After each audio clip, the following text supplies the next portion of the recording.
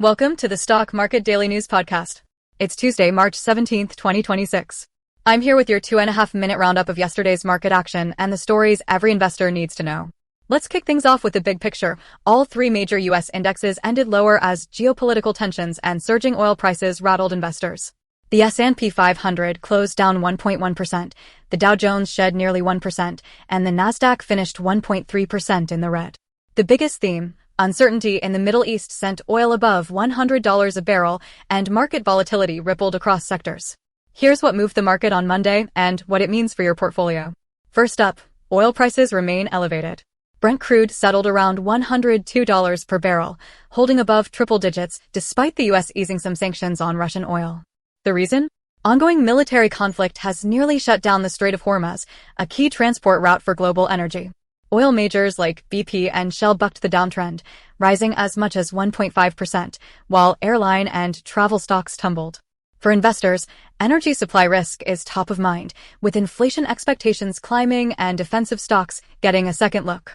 Next, Berkshire Hathaway made headlines as Greg Abel, Warren Buffett's handpicked successor, authorized $225 million in share buybacks, the company's first since 2024. Berkshire stock is down about 9% from last year's highs, so this move is a clear vote of confidence in valuation. Abel also spent his entire $15 million after-tax salary snapping up Berkshire shares. For long-term investors, this signals potential value in unloved blue chips as leadership transitions. Indian markets entered correction territory. Over half of BSE 500 companies now trade below their 3- and 5-year average valuations. Despite a 13% drop in indices since January, banking stocks show resilience, but sectors like manufacturing and services look cheaper than a decade ago.